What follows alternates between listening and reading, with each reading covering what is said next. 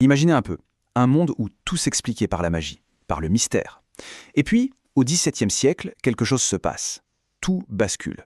Une véritable révolution dans la manière de penser, qui va changer pour toujours notre regard sur l'univers et en fait, qui va donner naissance à notre monde moderne. C'est vraiment à ce moment-là que la science, telle qu'on la connaît, apparaît. D'un seul coup, l'univers cesse d'être cet endroit mystérieux, impénétrable. Non, il devient une sorte d'immense mécanisme d'horlogerie qui obéit à des lois mathématiques, des lois qu'on peut découvrir, qu'on peut comprendre. Pour la toute première fois, on avait les clés pour déchiffrer la nature. La question est fascinante, n'est-ce pas? Comment ce changement radical a-t-il pu se produire? Quels sont les événements, les idées qui nous ont fait basculer dans cette nouvelle ère? C'est ce qu'on va explorer ensemble. Allez, on y va. Pour bien saisir l'ampleur de cette révolution, il faut d'abord se représenter le monde qu'elle a balayé. Un monde où la magie, les traditions, les dogmes dominaient absolument toute la pensée. Le contraste est saisissant. On passe d'un monde où la vérité venait des textes anciens, de l'autorité, un monde d'alchimie, d'astrologie, à un monde complètement nouveau, où seul compte la preuve, l'observation et la raison. La nature n'est plus un grand mystère, elle devient quelque chose qu'on peut comprendre, analyser. Et au cœur de cette transformation, il y a un personnage absolument central, Galilée.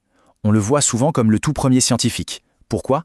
Parce qu'avec de nouveaux outils et un sens de l'observation incroyable, il va oser, à lui tout seul, défier des certitudes vieilles de plusieurs milliers d'années. Pendant des siècles, l'idée était simple. Le ciel, là-haut, c'est le domaine de la perfection.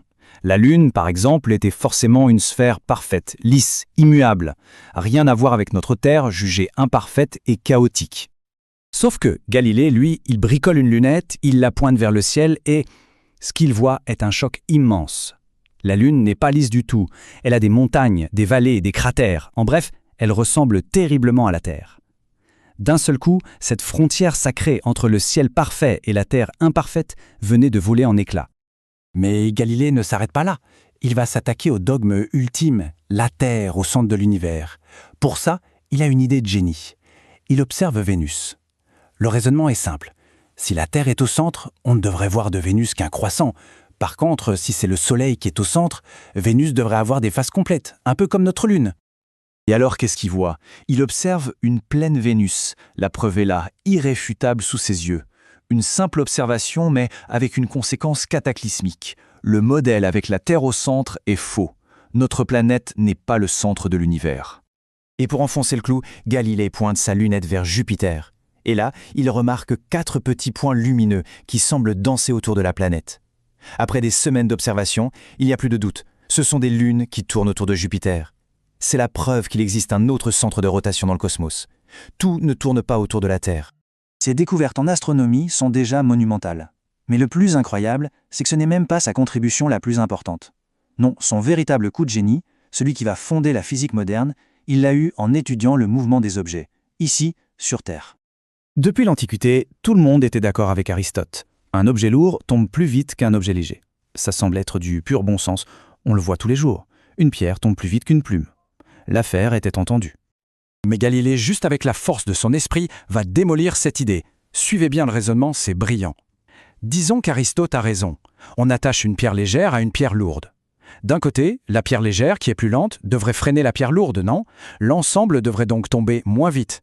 Mais d'un autre côté, l'objet combiné est maintenant plus lourd que la pierre lourde toute seule. Donc, selon Aristote, il devrait tomber encore plus vite. On se retrouve avec une contradiction totale. La conclusion est inévitable. L'idée de départ d'Aristote est fausse. La seule solution logique, c'est qu'en l'absence de frottement, comme ceux de l'air, tous les objets, peu importe leur masse, tombent exactement à la même vitesse. C'est une idée qui va à l'encontre de l'intuition, mais c'est le socle de toute la physique moderne. Galilée a posé les fondations. Maintenant, place au géant qui va construire l'édifice, Isaac Newton. Il va reprendre les travaux de Galilée pour bâtir un système mathématique capable de décrire l'univers entier, de la chute d'une pomme à l'orbite des planètes. Pour décrire un univers où tout bouge et change en permanence, les mathématiques de l'époque n'étaient plus suffisantes, il fallait un nouvel outil. Eh bien, Newton l'a tout simplement inventé, c'est le calcul infinitésimal. C'est le langage qui permet enfin de mettre en équation le mouvement et le changement. Et avec cet outil, Newton formule son idée la plus puissante. C'est fini, les deux mondes séparés, le terrestre et le céleste, avec des lois différentes. Il n'y en a qu'un seul. La force qui fait tomber une pomme d'un arbre est exactement la même que celle qui maintient la Lune en orbite autour de la Terre. C'est la gravitation universelle. Bien sûr, cette révolution des idées ne s'est pas faite toute seule. Elle a été accompagnée d'une véritable explosion technologique. Les nouvelles idées ont inspiré de nouveaux outils, et ces nouveaux outils ont permis de faire de nouvelles découvertes. Un vrai cercle vertueux. Et ça fuse dans tous les sens. Pendant que certains regardent l'infiniment grand, d'autres explorent l'infiniment petit avec le microscope. On invente le baromètre pour peser l'air, la pompe à vide pour étudier le néant.